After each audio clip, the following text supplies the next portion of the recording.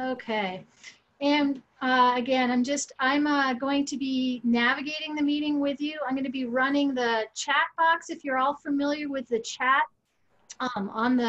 somewhere on an icon bar, you'll have a chat icon, and that's how you will all be able to ask questions. Since we have so many people, we're going to have you guys on mute, and if you have a question, please enter it into the chat box, and I will get the speaker to respond to you. We are recording this, so it will also be available as well on the Utah APA. And as you can see in the chat room, if you guys can see it now, and someone's saying, is there audio? So I'm just checking the chat box, and you have to check your own audio on your computers. You should be able to hear me. If Victoria, you can hear me, right? Everybody? Yep. So you have to check your own computer, whoever typed that in the chat box. Also, at the very beginning of the chat, there is a document which is a PDF summary, which is a companion piece to today's presentation. And you can cut and paste and download that PDF, but we'll also have that on the APA website, as well as a link to this recording so that we can share it as well. So again, we'll have you on mute. Please use the chat box. It might take us a second here to rock and roll and rumble and figure this out, so bear with us. But again, we hope everybody's safe and happy and healthy, and we're glad that you're here with us. I am going to, I think, Angela, would you like me to turn it over to Victoria to talk a little bit about the upcoming special session before we get into the presentation today? You have to unmute yourself. You can unmute yourself, Angela. Yeah, I was giving you a thumbs up. Yep, okay, go great. ahead. I'm trying to admit some more folks into the meeting. I think we have about 177 now. For those who just joined us again, please use the chat box if you have questions, and please refer to the PDF summary of today's meeting that is in there. Great. Victoria, we'll hand it over to you. Okay, thanks, Meg. As you've probably all heard by now, the legislature has called itself into special session. I just pasted in the chat box, although my paste wasn't great, but it's a link to the proclamation, which is on the legislature's website. And I apologize if my voice goes in and out. My microphone is not great. The legislature is planning on meeting Thursday morning. They can meet for 10 days. They claim they won't use those 10 whole days, but they probably will. They are doing this electronically. And so what the plan is that one chamber will meet and then the other chamber will meet. The technology cannot handle both chambers at once. So it likely will take those 10 days, especially since the call has about 20 bills on it. A few of those bills were part of the governor's vetoes, and they've come to some agreement to amend. So that's a small handful of the rest of the bills that are trying to deal with the emergency. If you read the proclamation, some of them are quite broad, and until we see the actual bills, it will be hard to know what they plan on addressing and how.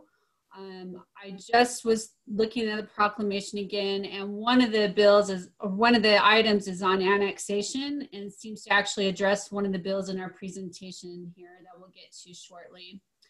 But the other weird thing about this session is that there will not be committee meetings. They are not holding them electronically. The legislature has said that they will have some sort of way for the public to put input in on their website.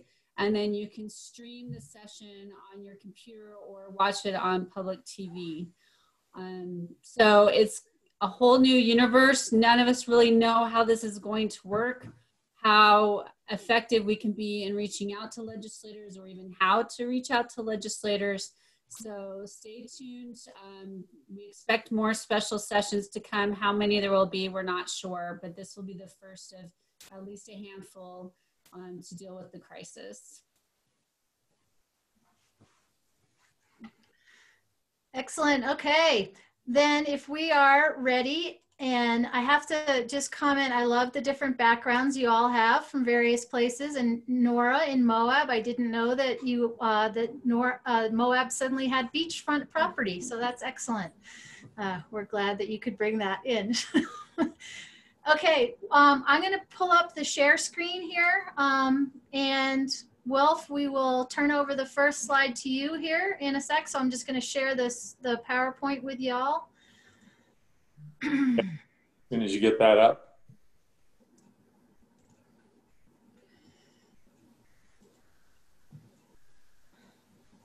And okay. Go ahead, Meg. you just let me know when you want me to keep moving through. Okay, well, I just thought I'd really quickly update or indicate why we used the image that we did at the beginning of the slide. I always seem to try to relate what the image is that we use at the beginning of the legislative update presentation to what happened during the session. And as you can see, this one's the tortoise and the hare. And from my standpoint, and I think from a lot of folks, this was a really odd session because they had an earlier special session dealing with the potential change in the tax codes, and then that went nowhere and they wound up having to repeal it. And after that happened, it kind of, for the first part of the session, kind of cast a pall over the session. And so things went really slow. I thought they went really slow at the beginning of the legislative session for the first couple of weeks. And a couple of bills that were introduced right up front, they didn't move very fast. And then later in the session, we had a bunch of bills that were introduced, and some of them started racing through pretty fast. And so that's why I get this kind of tortoise and the hare kind of image, because it was kind of an odd session from that regard, in that regard. So bills that probably maybe should have gone through faster wound up languishing. Others that kind of showed up at the last minute or late in the session, they wound up going through, but usually not without a lot of modification. So it was really a bit different and kind of interesting in that regard. Okay, let's start talking about the bills. And just so you're aware as well, while I'll talk about some of these bills initially, and then also Angela's going to jump in, and Meg and Victoria will probably jump in on some of these as well. The first batch of bills I think we want to talk about are those that have to do with land use administration, which I think for most of you is probably going to be those of greatest interest, or maybe the most useful to you, because it deals with what you do every day, or that you may use fairly frequently. So let's go to the first bill, and that is HB 388. This was what every year we usually have some bills that have been proposed by the Land Use Task Force. Most of you know what the Land Use Task Force is. It's been around for a number of years now, bringing together both the private sector side and the public sector, those in local government planning, to deal with issues that may have cropped up during the year, or that somebody has recognized as a problem or a concern about. And usually the group gets together and discusses a lot of issues, and then works out some of the things that become what are called essentially land use task force bills, where everybody agrees. This year was a little bit different in that regard. We did talk about a number of issues. We did start working on some things that everybody fairly well agreed with that needed to be worked on. But for some reason, things kind of languished. And it wasn't, again, until very late in the year that we really even got to the point where it looked like we had a bill that addressed a number of issues that we could all agree on. At least we all thought we could agree on.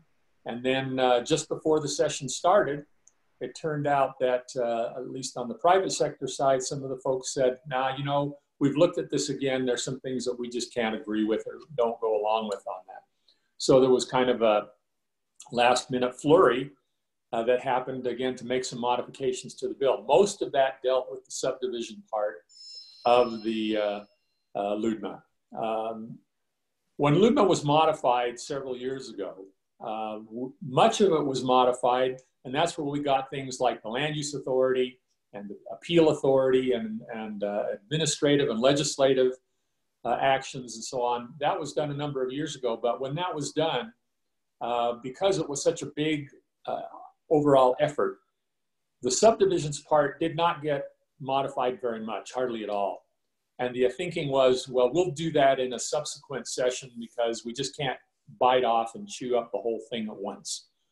Well, that languished for a number of years, and the subdivision part of that code didn't get modified for a long time. Last year, we finally got to the point where everybody said it's time to do the subdivision section, and work got started on it, but then once again, it didn't go through. And then during this last year's interim, there was a serious effort, and there were a number of modifications that were proposed and made, or at least that were proposed. Again, as I mentioned, right before the beginning of the session, there was some disagreement again, and a number of those provisions that many of us thought were going to be in the bill were taken out. So there are some changes to the subdivision part of the code, but not as many as we had initially talked about. So that just gives you a little bit of background on it. So with that, let's go through some of the provisions that are in there. One of the big things with regard to what happened in that bill is in the state code, both in LUDMA and elsewhere, there are a number of different definitions and different kinds of utility easements or public access easements. The kind that you typically see on subdivisions as those municipal utility easements or access easements or the other things you see like that. But because they all basically were the same kind of thing, but there were a lot of different ways of referring to them and different things they could do. In this bill, it pretty well consolidated all of those definitions and kind of wound up with one pretty good definition of what a municipal utility easement is, and also for public utilities, what those easements are. So it kind of consolidated all of that.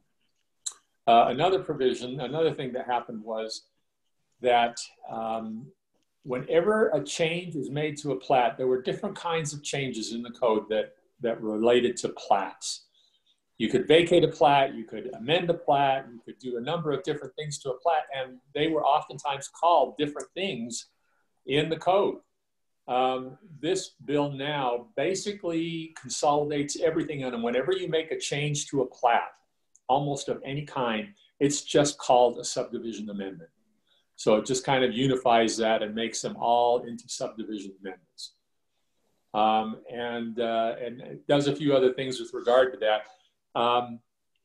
What it does do is, while we're on subdivisions, we'll just stay on that. It does indicate that it also made the language consistent with regard to the platting of up to 10 lots without the requirement to do a subdivision plat or requiring a plat. As I mentioned again, all of the changes to previous recorded plats are now called subdivision amendments, including vacations. But it also does require that when you do a plat amendment, you only need to amend or show a new plat for those areas that are being changed, not the entire plat. And that was something that we had heard a lot about, that there was some dissatisfaction with that, because some plats can be pretty big, and to change the entire plat could be a pretty substantial effort. It also indicates that in there that a failure to record an approved plat within the time specified by a local ordinance is voidable, but can only be voided by the land use authority. So it's not automatic. It's not something that can be declared void in any other way now. It just specifies that in order to void a plat within the requirements that may be specified in your ordinance, it must be voided by the land use authority. So that, I guess, would take an action. If someone doesn't record a plat and the local jurisdiction feels like now that plat should be void, they would need to take that plat back to the land use authority and ask them to declare it void because it did not occur within the time specification in your ordinance. So something to be aware of. Yeah. I have a couple of questions on the chat. Do you want to, about the platting? Sure. Okay. So the first one we had from Mike was, what about changes made by the lot line adjustments? Are those considered a plat amendment? That's the first one on subdivisions. Yes, I believe it. I mean, pretty much the definition says any change you're making to a plat is now considered to be a plat amendment. Lot adjustment boundaries don't necessarily need to be platted. There are some other provisions in there that still apply, but they are all now considered to be subdivision plat amendments. The next question we have is from Bill. Does the 10-lot subdivision have an allowance for required infrastructure? That is, does a right-of-way or a PUD dedication require land use authority approval? It really, that kind of a provision is up to your local ordinance, up to what you decide. The only specification in LUDMA with regard to that is that you, up to 10 lots, you can exempt the requirement from doing a plat. But if you still need to or feel like you need to require other kinds of things to be done, including improvements, that's up to you and your local ordinance. Okay. And then we have one from Nora saying, will there still be a recordable document for plats for fewer than 10 lots? How can we track it otherwise? And then I think that's still a possibility. Go ahead. Okay. And then Jay tacks on that kind of question saying, does that mean that 10 lots or less subdivisions are good forever? So 2 for you. As far as being good forever, I assume so. I mean, I don't see that there's anything that requires that to expire. As far as recording anything with regard to them, I mean, obviously there's going to be a meets and bounds description that will likely be recorded with those. As far as any kind of a document, again, that's up to you and your local ordinance, what you want to require on that. Angela, I know you dealt with subdivisions a lot in Taylorsville. Anything there?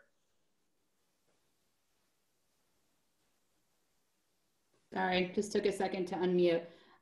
Nothing to add on the subdivision piece. I think I don't remember the latest version, but I know we were kicking, maybe Victoria can chime in on this as well. I know we were kicking around earlier in the process a simplified lot line adjustment.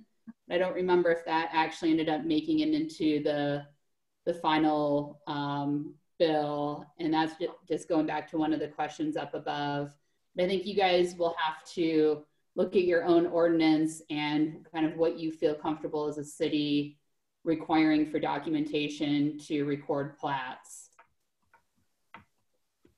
Wilf, are you done with this slide? I just had a few other things to add unless Victoria wanted to add something on the lot line adjustment. Yeah, if Victoria has something, what I recall on the lot line adjustments is that was something that we had talked about earlier on in the process and had originally proposed to be in the bill, but in the last minute adjustments before the session started, that was taken out again. Yeah, I think that's correct. Yeah, that's what I thought as well. Just to kind of speak to that a little bit, I just want to thank the league for your work on this bill this session. I know you guys were kind of in the trenches working on various pieces of this legislation, specifically going back to the adversely affected party definition. And I know that was a lot of fun. Yeah, we haven't gotten to that part yet, but go ahead, Angela. I think we want to talk about the other provisions in the bill besides the subdivision requirements, and that's one of them. You want to go ahead and start talking about that adversely affected party? Yeah, I can come back to that. And the other thing I wanted to highlight too is in the legislation, it basically says that the legislative body, meaning your city council or if you have a different form of government, but your city council gets to, has the right to override your planning commission. They can agree with your planning commission or they can make a decision different from the planning commission. And that's a really important provision to keep in mind, and I think a good clarification. Kind of going back to the land use task force and what we were working on this summer, including lot line adjustments and definitions and many other pieces that didn't make it into the final bill. I hope that we can circle back this summer with the land use task force and revisit some of those, because as a practicing planner, I think it's helpful for people to be able to have clarity. Oftentimes, I know when I was working in Taylorsville as a senior planner, I had many times we would sit with the code and with the statute and try and figure out what what a provision meant. And so I think a lot of the changes that we proposed this year provided some really good clarifying language that would help practicing planners in the field when you're looking at subdivision planning and different things. So I hope that we can come back and revisit those this summer. I think that's the intent, is to go back and look at some of those things, particularly things that we had in the bill before and then were taken out, and discuss a little bit further what was wrong with those provisions. Why did we need to take those out? And hopefully do that again.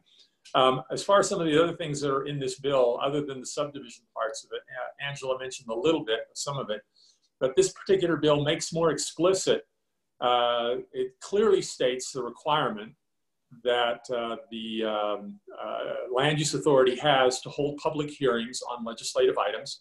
I know we all pretty much understand that's the way it works, and that's what the practice is. That's more clearly stated in the LUMA now as a result of this bill. And then, as Angela mentioned, the options that the legislative body has with regard to the Planning Commission recommendation, that they can approve it or agree with it, modify it, or disapprove and basically ignore the recommendation.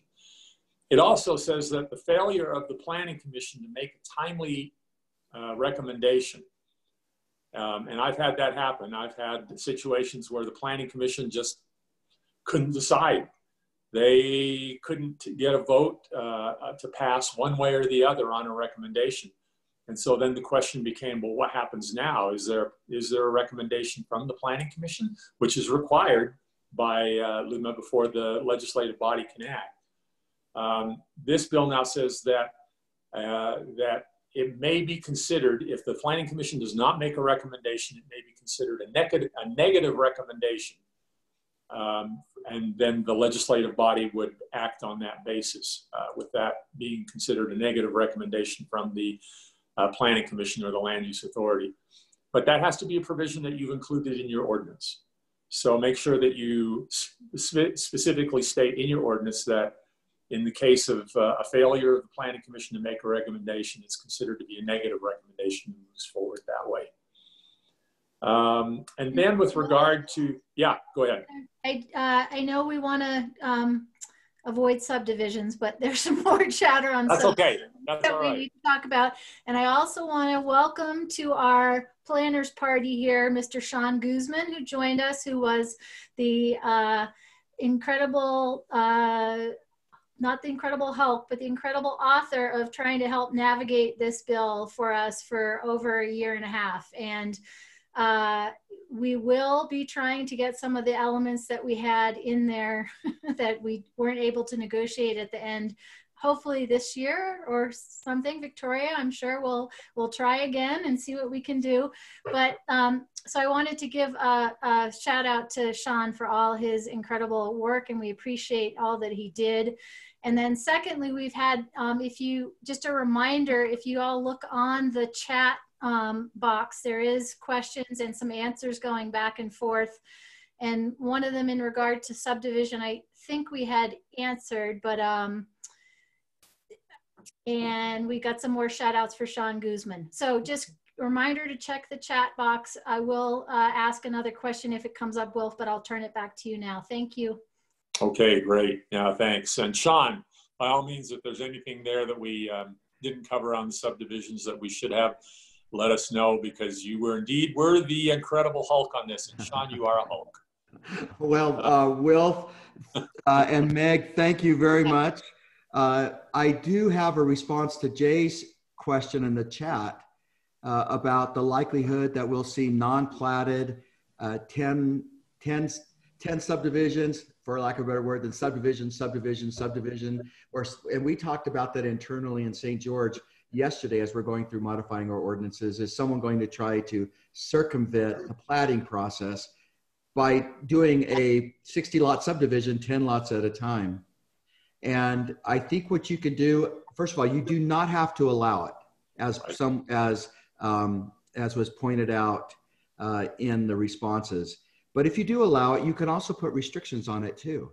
So you might consider some restrictions that say, you know, if you do a second 10 lot subdivision that you're not allowed to do anymore on the adjacent properties unless you do a plat. I don't know. We were trying to brainstorm some things that we might do to try to limit that. So I'd welcome anybody else's comments on how you could address that and still allow someone to do a 10 lot subdivision without having gone administratively, without having gone through the process. Great. Perfect. Thanks, Sean. Hey, Wolf, can I just chime in really quick? I think this would be a really great space for us as APA to share some best practices as you guys are starting to address these recent changes in your code.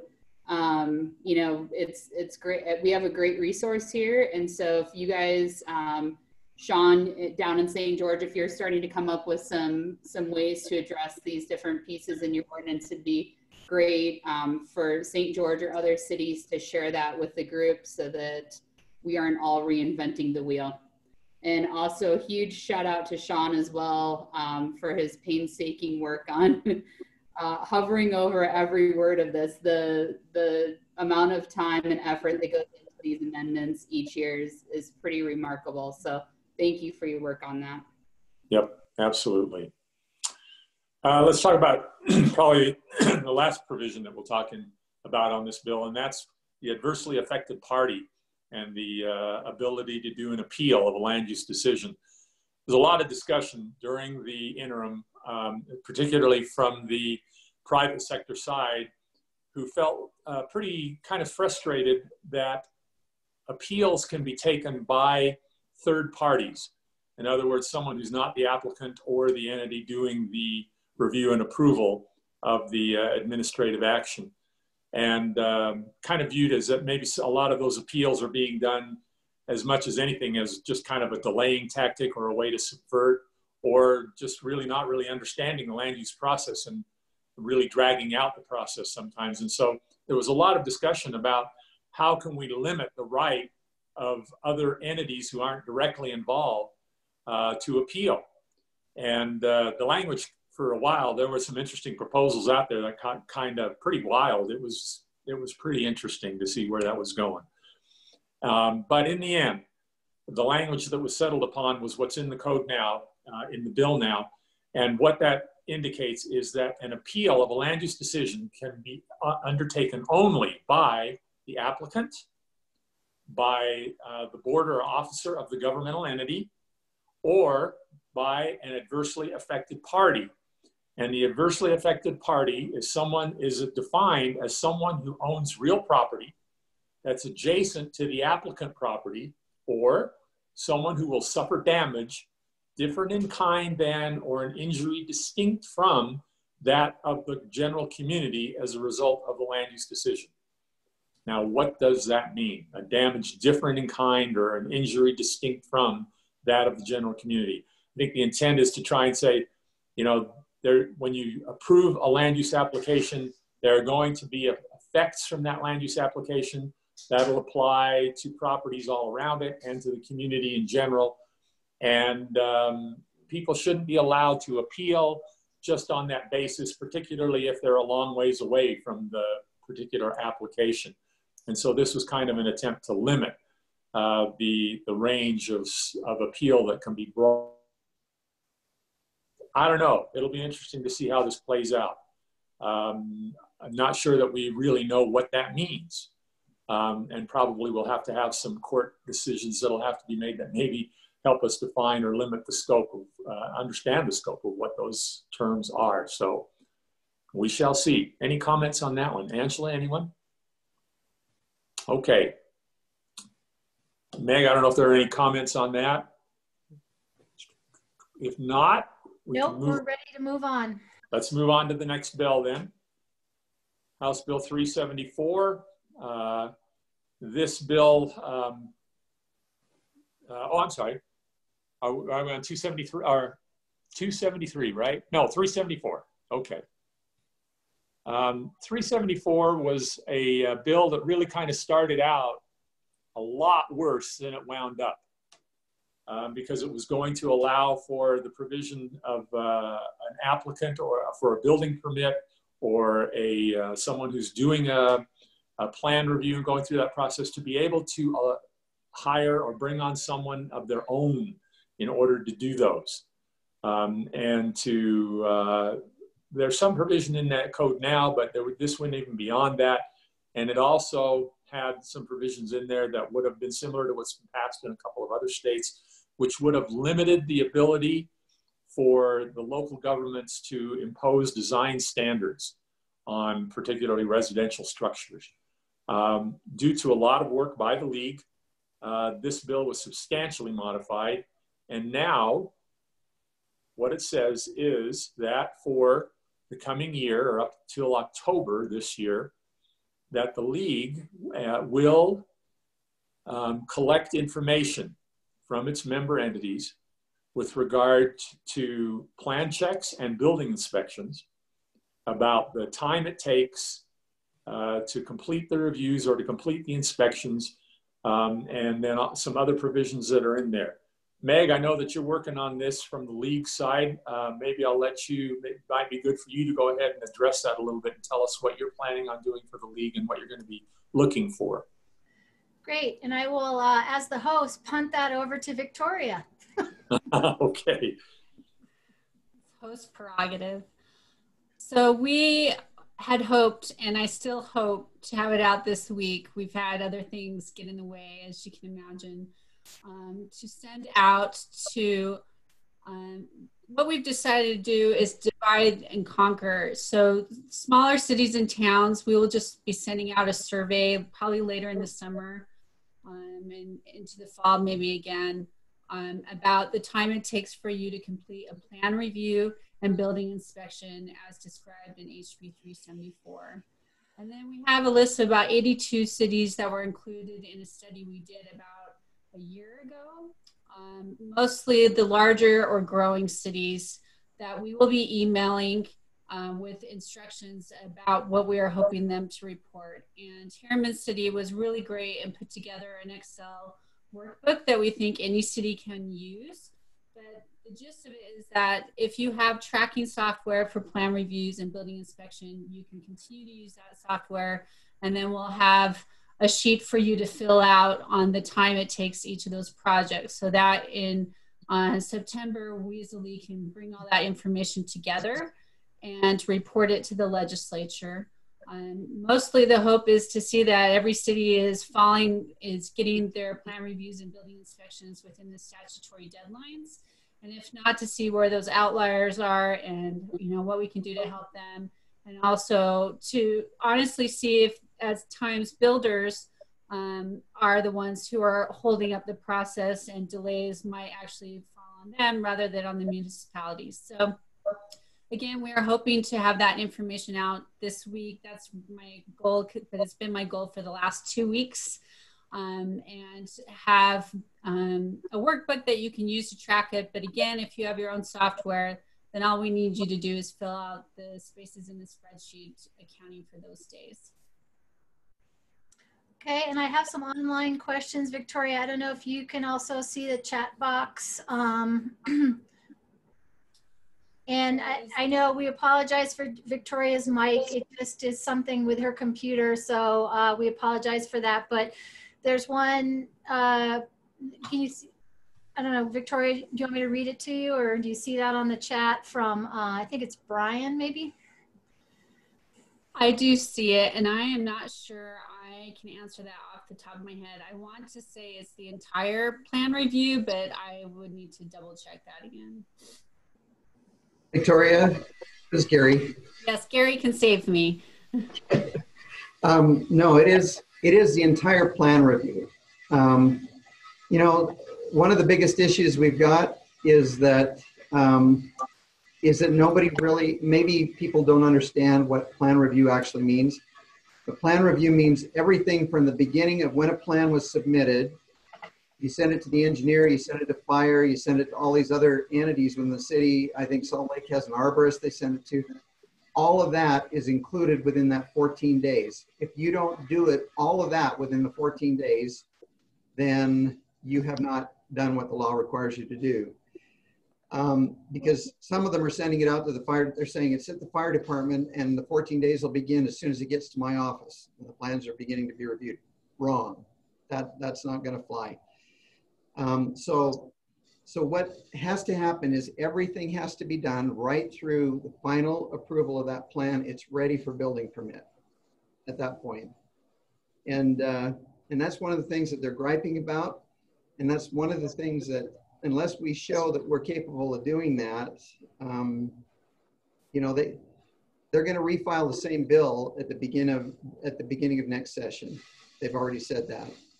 And that bill actually provides for the developer or for the builder to be able to select their own plan review and their own inspector, and without the permission of the city or without any input from the city. They can, as long as they're a qualified inspector, they can do that. That's the way the bill read originally.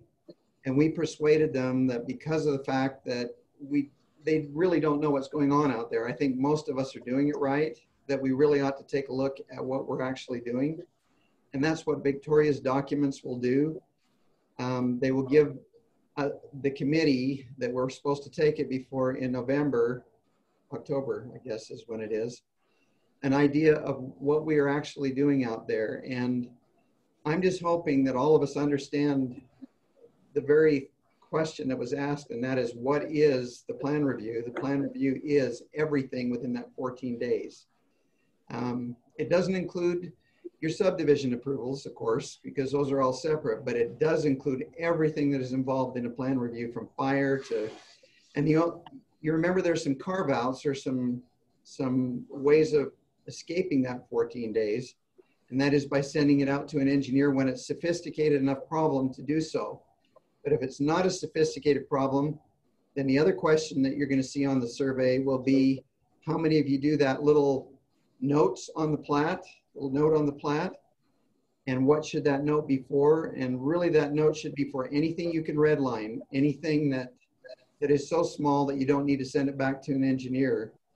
And unless we get that kind of response by October, I think we're going to be in for a fight next year on whether or not builders ought to be able to do their own plan review and building inspection. Thanks, Gary. Yeah. This is definitely a hot button. So it's definitely something to take seriously. And thank you, Gary. And we've had quite a bit of chatter on the chat box. And the first question was, what happens if the AEP consultant has to make revisions as part of the review process and takes or needs an extended period of time? Resubmissions, that's the first question. Gary, I know that you talked about that with the sponsor a little bit. What about this issue of resubmissions that may be needed due to comments that are made in the review process?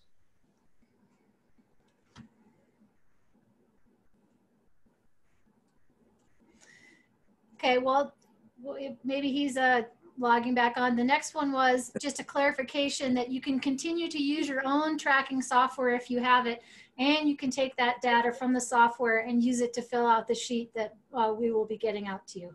So that's a yes on that. And then, let's see. I think, can you charge for an outside engineer? Is another question. Which is a yes, right? Yeah, I think so. Yes. And then Nora, my understanding is that plan review is for building permit issuance and does not include planning processes. Oh, excuse me, planning processes such as site plans. It is the plan review process. And Victoria, maybe you want to. We did clarify that, and maybe you want to speak to that. So, and I see Gary's on. I'll let Gary take the lead if he's still there. Okay, so the answer is site plan is a separate issue. Usually, it's the same thing as subdivision review. The permit review is when you actually get a building that you want to build and construct. That building permit is applied for. The plan is reviewed. The plan for that building is reviewed. And then upon the completion of that plan review, a building permit is actually issued. And then you begin your inspections. But anything before the point at which they apply for the building permit, in other words, the plan review is just for the building. That's what it's for. So the site plan, the conditional use permit, subdivision plat, all of those things are not included, right? That's correct. Those are separate. Right. Go ahead. Can I ask a question about the AEP consultant? Who's the AEP consultant? I'm sorry. And this was a chat from, and I'm just trying to find it in the chat thread here. It's from Krishna. From Krishna? Yeah. Yep. So maybe she can just chime in. And in the meantime, we had a clarification from Sherry that make sure we're not getting confused between the 14 days on the single family and the duplex and the 21 day on the commercial permits. Good point. Right. And then we have another question here that says, what happens if the zoning variance request, site plan review, building permit review, and any other needed reviews are submitted simultaneously?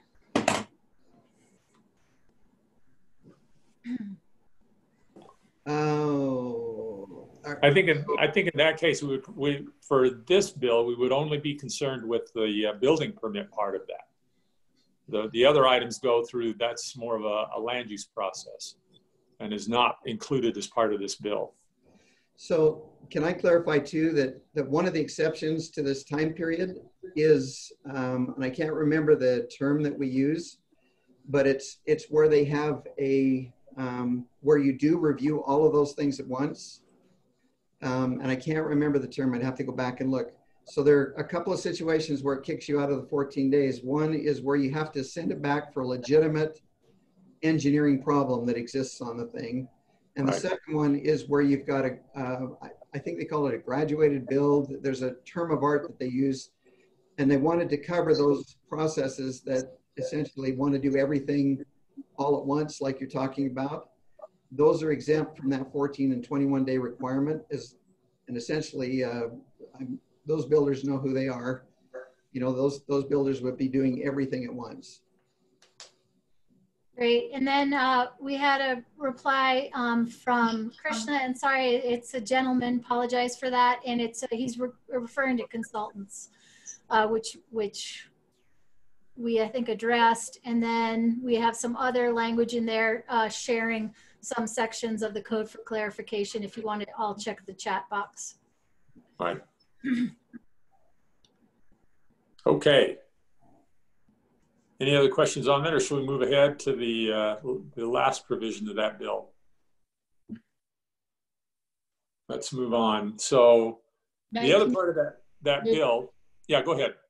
I was just going to say we're off a slide, Meg. Okay.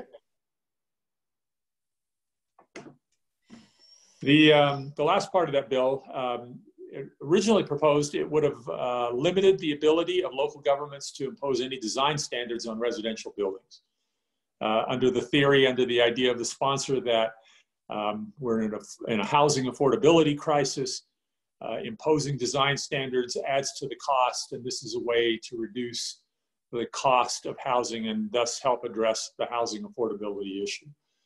I salute the folks at the League, Victoria and Gary and others who are involved in this. They got that substantially modified. So at this point, the only thing that it refers to in the bill is that under the strategies that local governments are now to consider in their moderate income housing plans and their ability to do affordable housing that was adopted in a bill last year, they added now a strategy that would, in order to enhance affordability, residential building design elements can be reduced or eliminated. And that's a strategy a local government can opt to consider and adopt. So that was a substantial modification to that bill. And that's the only thing that it refers to now with regard to any limitations on residential design standards for buildings. Well, if I'm going to just chime in real quickly. So if you guys remember, last year, we all were talking quite a bit about SB 34, the Moderate Income Housing Plan, and the menu of options. This provision here adds a 24th menu item to the 23 that were already existing in SB 34, again, to reduce the building design elements. The original draft of this bill, as has been said, was pretty scary, especially for us planners who are trying to create pedestrian oriented developments, as it had some provisions in there that prohibited municipalities from like garage orientation, for example. And so if you're trying to have a development that has, you know, garages in the back, think of Daybreak, for example, it would have prohibited you from being able to have those kinds of design standards. So again, thanks to the league and Gary and those who were able to get those provisions removed from this bill temporarily. And also thanks to them for being willing to take on the beast of getting all of this reporting information in, and hopefully we can circumvent this again in the upcoming session. Right. Okay, should we move on to the next bill? House Bill 273. This is the Property Rights Ombudsman Amendments. Again, this is a bill that wound up substantially different from the way it was originally proposed. This bill was kind of born in the discussion about if a local government entity, this is from the private sector side in the land use task force, if a local government winds up violating their own ordinances or codes, or decisions, appeals that were made to the Property Rights Ombudsman, that they should face some kind of penalty for doing that. And of course, those on the local government side said, look, we just, you know, penalties, criminal penalties in particular, which was what was being talked about, are not something that we can entertain or would be willing to accept. It's just not something that's doable. So the discussion eventually wound up landing on this, that when you have an opinion from the Property Rights Ombudsman with regard to a land use issue, and the one of the sides decides to take that on to the courts, and then the court decides, consistent with the opinion of the Property Rights Ombudsman, then the other side can collect a civil penalty of up to $250 a day for the period that they were in violation or had decided that they were not going to abide by that opinion by the Property Rights Ombudsman. The period for appeal, or for the period of the penalty, is specified in the bill, and it also requires, of course, that the court decides consistent with what the decision of the Property Rights Ombudsman was. And then there was another provision that was added that really makes a very high bar for this. It also says that the penalty is awarded only if the court finds that the opposing party knowingly and intentionally violated the law. That's a high legal standard, something that will probably be very difficult to prove and to show, but it does seem to at least help those think that there's at least something on the books that will at least help local entities to be consistent with the codes, the laws, and with the opinions that may be rendered in legal cases and by the Property Rights Ombudsman. Anything there? Anything else? Or any questions, any comments from anybody else? No, but we did have one on the previous slide. And Wolf, I'll just have you sit back a little bit because we're only seeing part of your head. There we go. Okay. And it from Duncan. I missed part of the initial discussion, but is it true that HB 374 does not apply to rechecks after initial building inspection? Excuse me.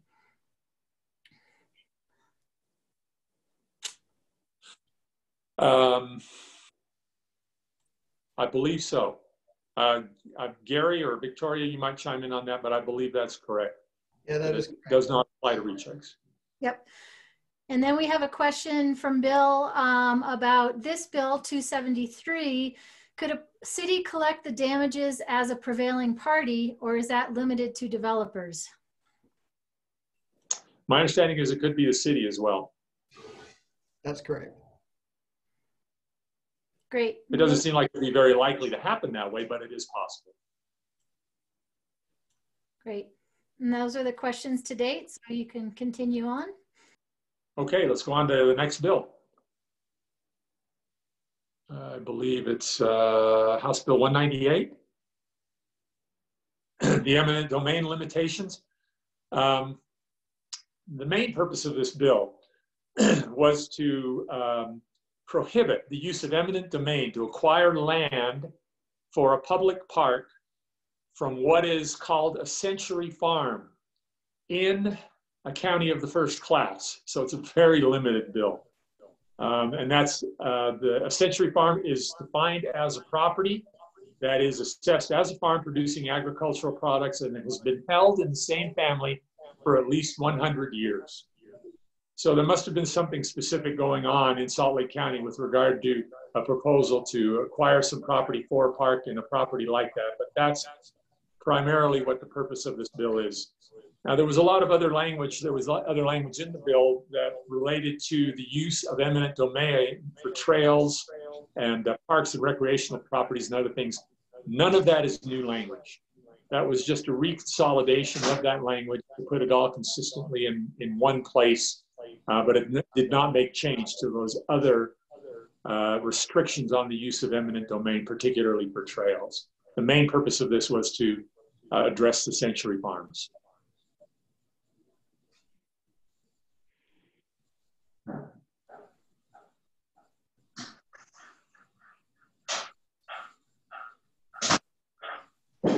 So, Wilf? Yes. This is Gary Crane. Can I just add one other thing? There were 4 bills this session on eminent domain. One of them was favorable towards adding trails back into the mix. But if you remember, they're really focused on getting rid of parks in eminent domain. Parks and trails are already gone, but they think that any recreational property, they meaning the legislature, there are a lot of them up there. There's a mindset that recreational property should not be subject to eminent domain. So that's something we just need to watch for in the future because parks are extremely important to all of us. So. Yes, absolutely. It's interesting because we always kind of think that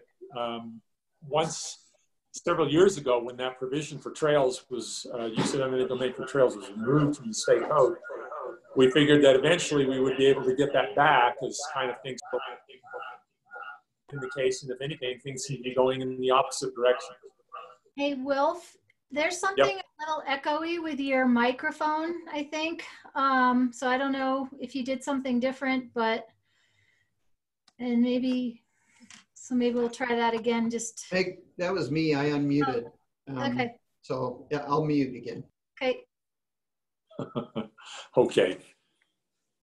All right. Let's move, if there are no other questions then, let's move on to the next bill, which is House Bill HB 226 on stormwater permitting. This particular bill provides a process for what are called low impact developments for reduced stormwater requirements. It defines what a low impact development is. It's a structural or a natural engineered system that's located close to the source or stormwater. And that the use of it or the process mimics natural processes to encourage infiltration, evapotranspiration, reuse of stormwater.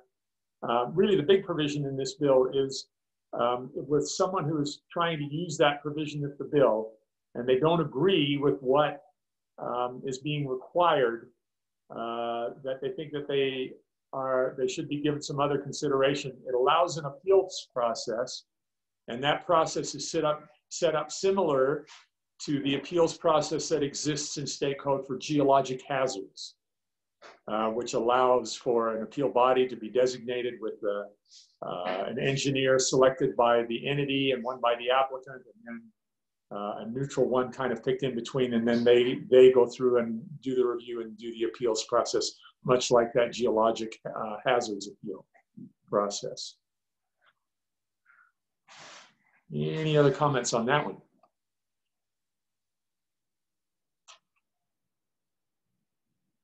Okay, let's go on to the next bill, House Bill 279, yurt amendments.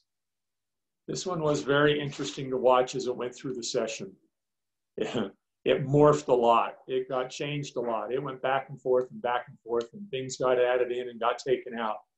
And in the end, what we wound up with is a bill that relates to yurts, and it very specifically defines what kinds of yurts are included in this or are referred to here. They're smaller than 710 square feet. They're in the unincorporated county area, and they're in areas that are not zoned for residential, commercial, industrial, or agricultural use. I don't know what that leaves, maybe forestry zones or natural zones or something like that. It does not have plumbing or electricity. It's required to be set back at least 300 feet from a body of water, and it must be registered with the local health department. For those kinds of yurts, it exempts them from the requirements of the state construction code and from the state fire code, with just a couple of exceptions there, with things like requiring fire extinguishers to be there, and from water quality provisions. But counties can, in their ordinances, require certain things to be enforced as they may deem fit with regard to the building code. So counties do have some ability to, by ordinance, still require some things to be complied with. Otherwise, they are exempted from the state construction code and from the state fire code, other than the fire extinguishers. Pretty specific about what's required here or what's allowed here, but something that was interesting to watch. All right. Let's move on to House Bill 202. This is local government nuisance ordinance reform. I think this is prompted a little bit by the thought that at least some people have felt like that local governments have been a little bit too zealous or strict in their enforcement of their codes, their local codes, particularly with regard to some land use issues or the use of people's homes, and also with regard to pets. So this particular bill relates to local code violations with regard to pets or the use of a residence. And what it specifies is that you cannot make it a criminal penalty, or you cannot impose criminal penalties for actions that regard pets or the use of a residence, unless the action that is occurring meets the state code definition of nuisance and threatens health, safety, and welfare, or that within the past 12 months, that there have been at least 3 occasions on which violations have been cited, and they would be infractions for which there is a fine imposed. And those citations or those infractions have to have occurred at least 14 days apart. And then if that is the case, then there can be a criminal violation or a criminal penalty imposed on that type of a violation. It also specifically says in the bill that it does not apply to building code or fire code violations. Any questions on that one?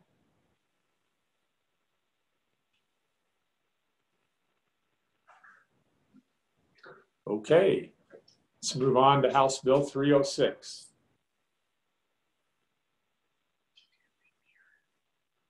House Bill 306 are Planning Commission amendments, relates to counties only. This is a bill that allows first or second class counties that include more than one planning advisory area with separate planning commission to dissolve the planning commission and establish a countywide planning commission that has jurisdiction over all of the planning advisory areas within the county. This was a bill that was really requested very specifically by one county who had some issues with regard to trying to do this. It appeared that under state code, they would have some difficulty doing that and staying within the code. And so this provision was amended into there. It's pretty specific. All right. With that, I think we've handled most or probably all of the land use administration bills from this last session. So let's move on now to the housing portion. And for that, I'm going to throw it over to Angela and let her address these two bills. Thanks, Wolf. Wolf, do you want to mute just so we don't get feedback? You bet. Thank you. And Meg, will you go to the next slide, please? So before I get into SB 39, I just want to do a quick follow-up on the big housing bill from last year, which was SB 34.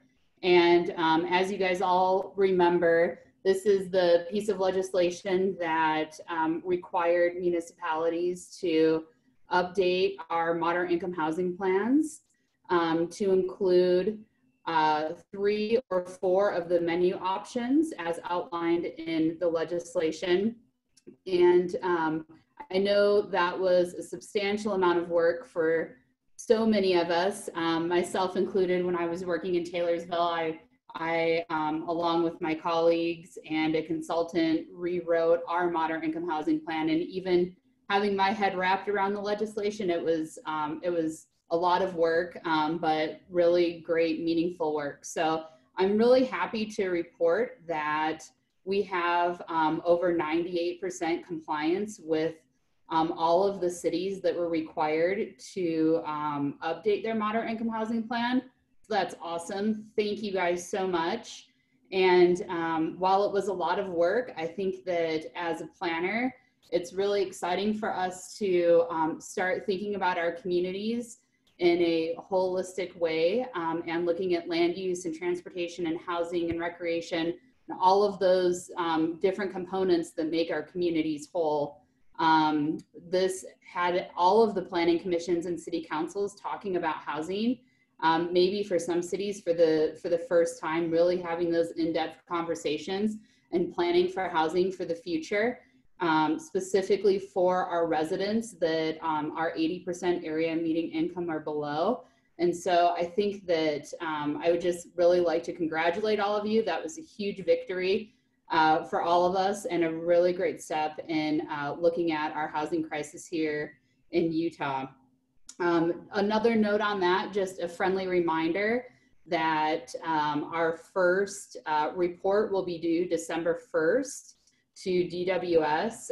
You'll probably be seeing more information about that this summer from David Fields with DWS, but just start thinking about how this year, and I know things have changed substantially over the past few weeks, but thinking about how, you know, this year is sort of where the rubber meets the road and how we're going to start implementing those moderate income housing plans. This bill, SB 39, is a follow-up to SB 34. As you may remember, last year there was a request for funding appropriation to go with SB 34. And the last day of the session, that funding appropriation was not granted. So while we had to update our moderate income housing plans, there was no financing behind that to assist with Olene Walker and different entities that help fund moderate income housing. This year, Senator Andrick really went to bat for us and the housing community, along with the individuals on the Housing Commission that worked tirelessly over the summer to draft SB 39. The original bill started out with a $35 million ask, and at the early part of the session, we learned very quickly with tax reform being overturned that the budget was going to be very tight and that our ask of $35 million was probably not going to happen. So we worked really closely with Senator Andrig, our community-based partners, and many of the members of the legislature to show them the importance of funding for affordable housing and getting some funding in this final bill. What we ended up with was $10 million to the Aline Walker Housing Loan Fund for the creation of and preservation of affordable housing. This is gap financing that oftentimes developers will use kind of last dollars in to make a project pencil. The really exciting thing that came out of this bill was a $5 million appropriation to be used as a private activity bond for the Utah Housing Preservation Fund. And the Utah Housing Preservation Fund is a public-private partnership between Intermountain Healthcare, Zions Bank, the Utah Nonprofit Housing Corporation, and Clark and Christine Ivory Foundation. And what this public-private partnership did is they've come together and they understand the need for individuals to have stable housing and how that trickles down to other components of their lives, such as their health and their well-being. And so this is a really exciting project. They kicked this off kind of mid-March with a announcement up at the Capitol, and they have infused $20 million into this fund with hopes of going up to $100 million. This fund is specific for properties that are coming off of deed restrictions, and it will allow this entity to go and purchase these homes, run that purchase through the Utah Nonprofit Housing Corporation, and keep those homes in an affordable status for individuals 80% AMI or below. So huge victory there. It also provides an opportunity for us as municipalities to come in. As we know, oftentimes our funding sources are tricky. They often may be federal funding, and we can't be as nimble to respond to purchases as private entities can. And so there may be some opportunity here for municipalities to come in with rehab dollars to help keep these deed restricted units for low-income residents. It also allows for the transfer of low-income housing tax credits, LIHTC credits, from a corporation to an individual or vice versa. And it also allows for communities to contribute 20% of your housing set aside to an adjacent community along a major transit investment corridor per an interlocal agreement. So say your city, I'll use Salt Lake and South Salt Lake, say we want to come in and invest money along Trax line. We want to give our money to South Salt Lake to build affordable housing units along that major transit investment corridor. We could do that through an interlocal agreement. So really great work here. We're in year 2 of the 5-year commission on housing affordability. So I expect that we'll see some additional work this summer and some more housing bills coming up in the next session. My day job is working for Salt Lake City. I'm in the Housing and Neighborhood Development Division, and I do project and policy management there. And I can tell you that in Salt Lake, we are even more concerned now with the coronavirus and how this is going to impact our low to moderate income residents in our city, and are starting to work on what we can be doing to infuse capital and programs to assist housing as we move forward through the upcoming months. So with that, do I have any questions on that, Meg? Nope. Okay, perfect. You can go to the next slide.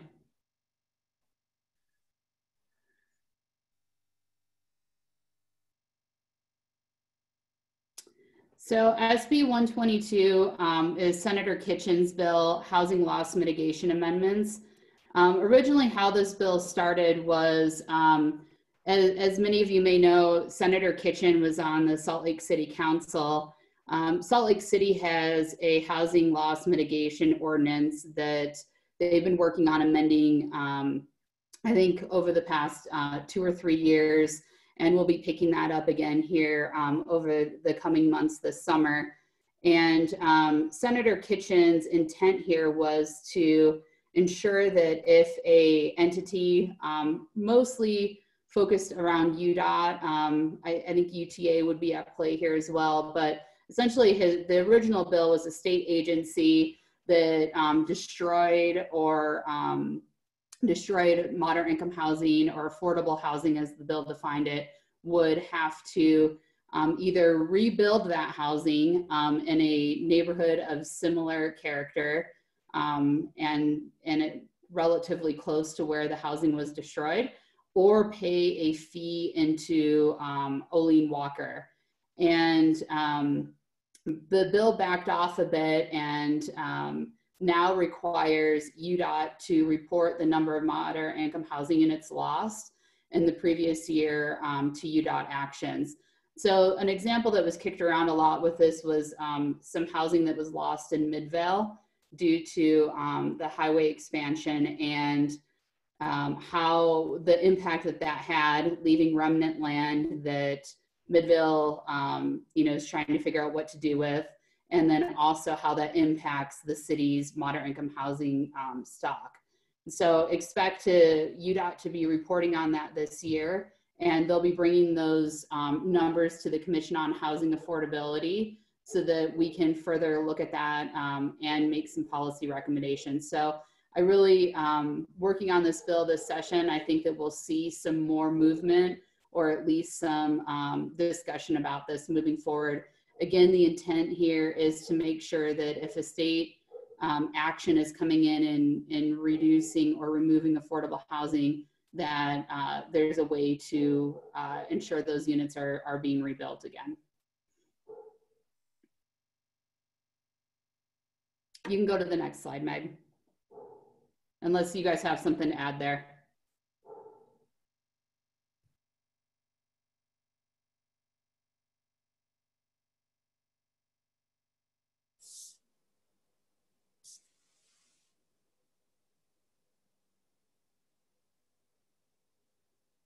Wilf, is it back to Wilf then, Angela? Yeah. So, okay. have you got the slides up, Meg, or because I'm not showing? You can't see them? No, I've got. I am showing something. Maybe it's just. Oh, okay. I've got it back. I'm sorry. Yep. All right. Just wanted to talk briefly about. There were a couple of different three different annexation bills in the session this last session. And it kind of pointed out to me, again, the issue of where we're in a time of high growth, and particularly where a lot of the areas that are left undeveloped or in unincorporated counties, how we deal with growth in areas that now are, they were not in the urban area or they weren't part of cities, and now they probably need to be part of cities as we're going to have growth occur. And several of these bills, or at least these particular bills, all kind of dealt with that. The first one is HB 305 on called Urban Development Amendments. The title of that changed. The bill was originally proposed under a different title, and it was really a bill aimed at the Olympia Hills development in Salt Lake County. A number of years ago, when Salt Lake County was kind of the anomaly of all the counties in the state of Utah, where there was a lot of urban development that was in the unincorporated county. And then you had the issue of annexations and incorporations going on, and we kind of called it the annexation wars that took place for a period of time. And there were a lot of changes made to the annexation code, but it essentially wound up being a two-track code. One dealing with Salt Lake County and then the other one dealing with all the other counties in the state. And that was done deliberately, particularly by the other counties, saying we don't want to have you subject to the same kinds of rules and issues and concerns that seem to be cropping up in Salt Lake County. And a lot of what happened in Salt Lake County subsequent to then is that much of that development has now been annexed into cities, incorporated, or turned into metro townships. And the areas that are left are probably more similar now to what exists in other counties, but the rules are really different. And so with regard to now the Olympia Hills development and all of the controversy that was generating, one of the provisions that was not, that did not apply in Salt Lake County, that was in other counties, was that whenever there was an urban development that was proposed in the unincorporated county, that before that urban development could move forward, that the county had to give notice to the adjacent municipality that there was a development, a land use application that was coming forward to them. And they would either get a sign off from the community saying it's okay, go ahead with it, or they would get within a period of time the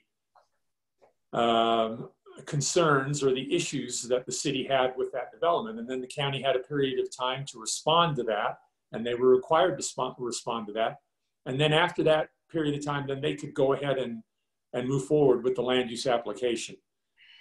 It really was something that didn't have a lot of teeth to it, but it was something that was at least meant to address or meant to get people to think a little bit about whether it was appropriate to do and what was the best way to allow for new development going forward in the unincorporated areas of the county. The bill as it was originally proposed meant to just simply apply that provision to Salt Lake County as well, and make that requirement happen. And as I mentioned, it was prompted by what was happening with Olympia Hills primarily. Bill has changed a little bit from what was originally proposed, and now it does indicate that it prohibits a county from improving, in any county, from improving what there is called an expansion area urban development. So it's really still kind of the same provision that was in the other counties' codes, but it just has a new term related to it called expansion area urban development, and it goes through that process. Now, in the other counties, that's what's defined, but in Salt Lake County, or counties of the first class, of which right now there's only Salt Lake County, it defines what an expansion area urban development is a little differently. Within Salt Lake County, it's a development that's within a city or town's expansion area that consists of 50 or more acres, requires the county to change the zoning designation, and does not include commercial or industrial development that is located within a mining protection area. 3 guesses as to where that provision came from. And if you guess Kennecott, you win the prize. So it is different in Salt Lake County. Then the development proposal may proceed, again, on those conditions that I had mentioned before. But that's one. The second annexation bill is House Bill 359. This one was prompted once again by a proposed development. Actually, what prompted this was a county that was looking at its unincorporated area that was left and saying, you know, we really don't have very good ability to provide new development in these areas with urban services. And so in order to discourage urban development, we're going to downzone the property considerably. And I think the proposal actually was to make the minimum zoning the 10-acre lots. That upset some of the property owners in the unincorporated county, which included influential state legislators. And so things were discussed, and this is a proposal that came forward. And I want to give credit to Gary Crane, who worked hard on this and helped make this happen, helped bring this about as a proposal to kind of deal with this short circuit, what seemed to be kind of an impending big problem. It allows, and this applies to all counties except First Class County, it allows for the annexation of non-contiguous land so that the property does not have to be directly abutting to the municipality, with the provision that the land is in the municipality's declared annexation area, that the county governing body consents to the annexation. If there are any other municipalities that also have that in their expansion area, they have to consent to that proposed annexation as well. And that the purpose of the annexation is to provide for municipal services. In other words, the property is kind of pending for development. And so That was, again, another way to deal with proposed development in the unincorporated area of counties where it really made more sense for it to be within cities, but there were other issues, mainly being intervening property owners that didn't want to annex, and now allowing for that development to go forward and to be part of a city and receive those urban services. And then the third bill was House Bill 393, Municipal Annexation Amendments, which prohibits a party from including in a petition to annex property any area that might be proposed in an incorporation. Again, we have the issue where some areas are feeling like they want that there's development that may be pending, or the property owners in the area feel like they don't particularly want to be involved in what's going on in a neighboring municipality, and they're thinking that they might want to incorporate. And then there's proposals for annexation that kind of intervene or kind of come in on top of a proposal for incorporation. What this bill says is that that where a proposed incorporation and a study is underway, the area cannot be subject to annexation. It also allows for unincorporated islands or peninsulas that are within the expansion area of a municipality, for the municipality to annex that without a petition if the municipality, and if there's another municipality involved that has it in their area, if they agree. It also has a provision in there that changes the hearing requirements for an annexation without a petition in a second-class county, something that applies apparently to something very specific because it's a very specific set of requirements. All of this guys kind of pointed out to me again that I think because we've had that two-track system for annexations for a long time, and the conditions are rather different now than what they were back then, that it may be time to take a closer look at the annexation code and maybe make some provisions again, because right now I think it may not be serving us real well in terms of how to deal with urban development, particularly in property that's still in the unincorporated counties. And so I talked with the sponsor of one of those bills who felt like that was something that she felt very much about as well, that it might be a good time to take a look at that. And then, I don't know, Victoria, if you're still on, you were saying that for this special session, there is something on the call to deal with annexation? Yes, so on special session HB 3004, basically undoes what you've highlighted on your slide here on the presentation. And I will just read to you what that bill says.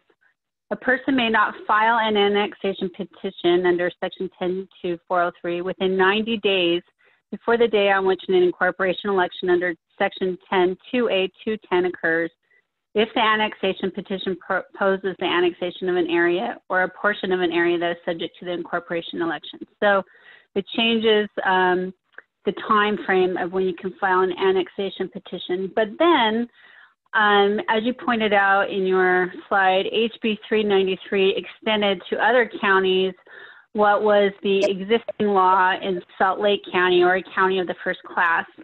The special session bill says that actually now goes back to only areas in the county of the first class. Oh. And then it also has some language about how the rest of HB 393 is, I'd have to double check on this just because of the way it's written, but does not, for the annexation petition portions of HB 393, they do not apply before the effective date of the special session bill. So it's kind of undoing parts of HB 393, in particular that application that was just the Salt Lake County and was expanded is now going to contract again if this bill passes in the special session. Interesting, okay. Well, again, I think it just points out that our annexation laws may be something that need a little bit more of a comprehensive relook, and whether that's something that'll happen or not in this interim, I don't know. But yeah. I have a question from the chat, and Allie is asking, does HB 359 include existing developments or only proposed developments? Let's see, 359 was this allowing for annexation for provision of municipal services. I think because it specifies that it says to provide municipal services, I think it could apply to existing development. Because if that existing development maybe needs, you know, a sewer line or a water line or some other kind of municipal service from that nearby municipality, then that would fit within that definition. So I think it could apply to existing development and not just newly developing properties. Okay, and then I have a question on the Victoria on the special session bill. How would that affect an incorporation election that is already scheduled? Would it be retroactive?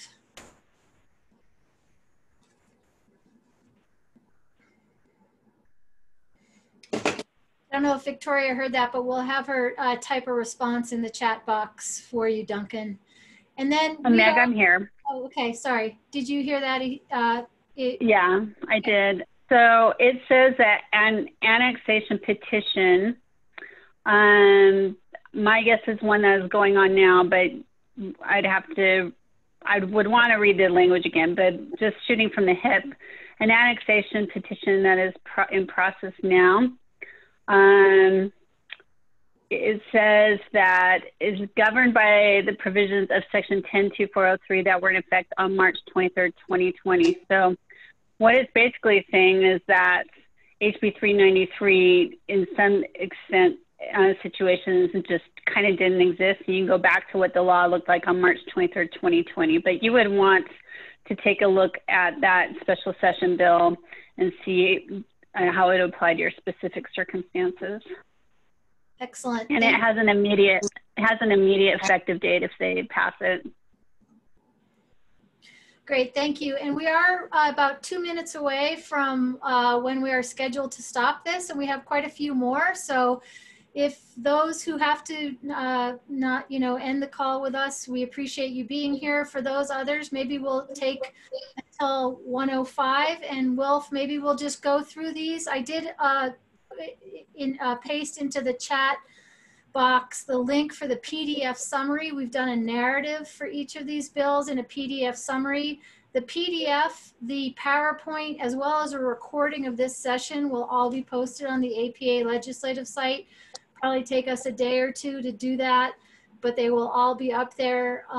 So Wilf, how would you like, we can just kind of move through some of these and maybe get to the funding piece and then the end. How would you like to do that? Yeah, let's just go real quick through this. Senate Bill 150 is on transportation. It's a continuation of a lot of the big changes that have been made to transportation and how it occurs in the state, and particularly linking land use and transportation. And this has a lot of provisions in it with regard to TODs, transit-oriented developments, and some of the proposals or some of the ways that they're governed.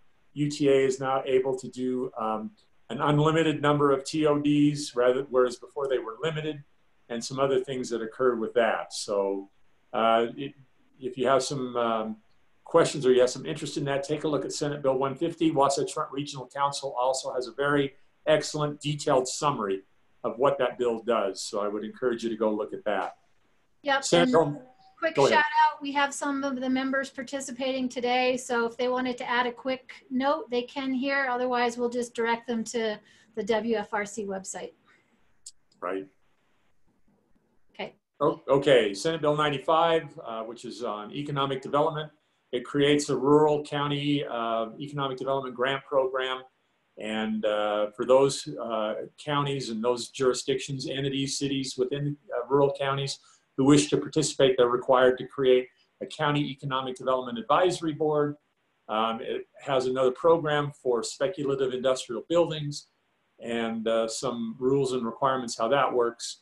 And so there's a lot of detail there for rural economic development and communities there.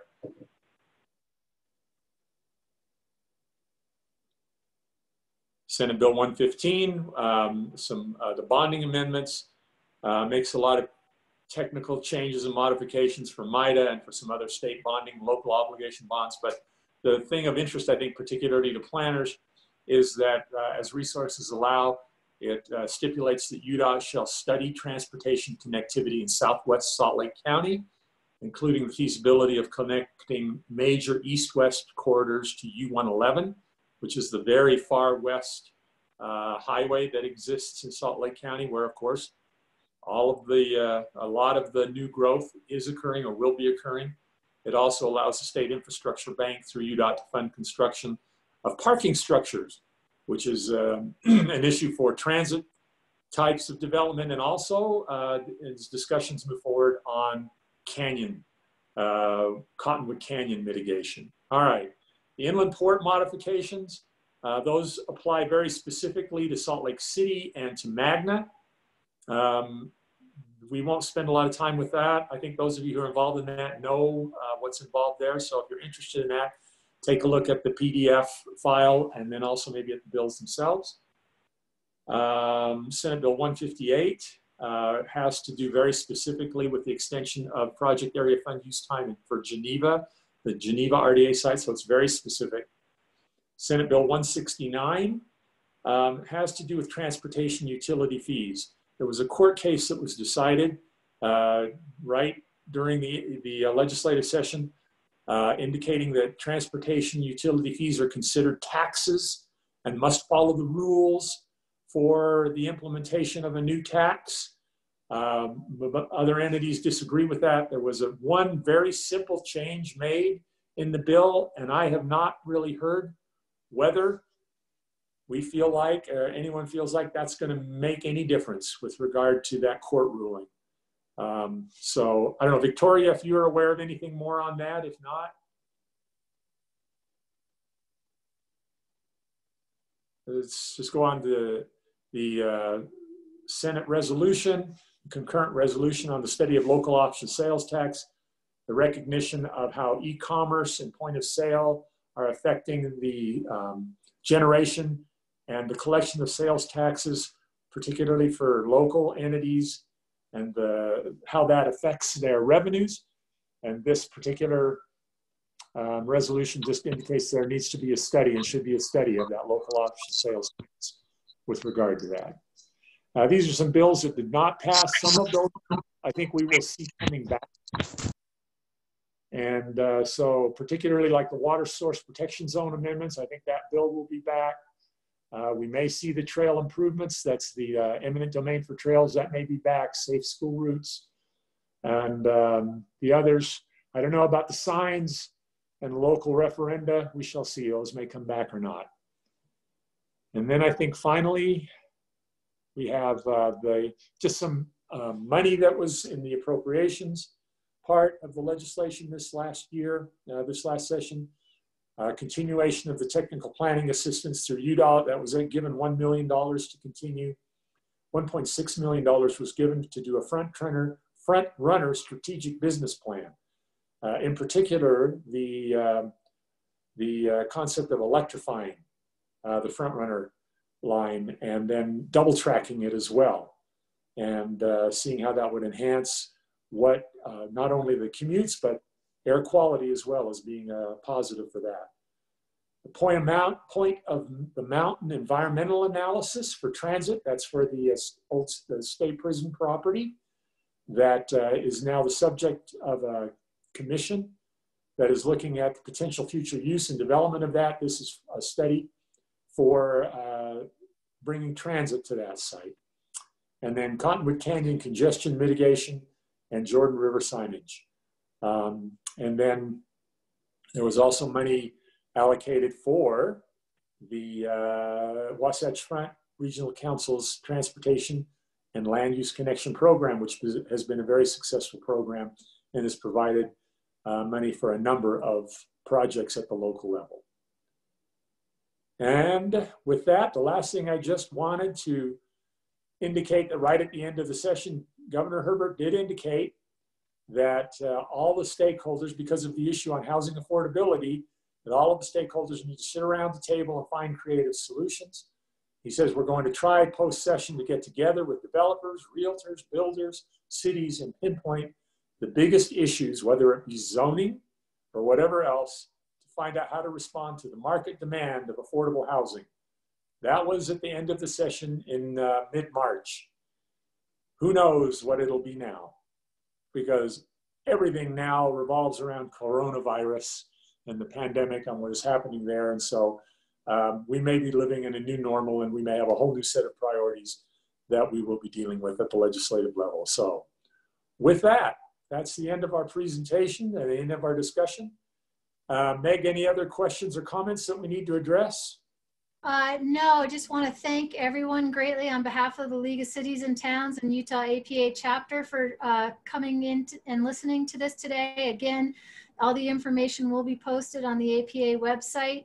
Thank you for what you're doing in your cities. I know there's been a bit of a redirect, and we appreciate all that you're doing. And we also have a kind of best practices link on the League page of what others are doing. And we hope to be coming to you with some electronic meeting tips or hints, and hopefully this went okay. Let us know if it didn't. And again, appreciate everyone's efforts, as well as all the folks that helped us during the legislative session. Lynn Pace, Gary Crane, Sean, Mark Stratford, and many, many more. So thank you all for joining us today, and we will end this. So we'll give you all a wave goodbye. See y'all, thanks. Thanks, everybody.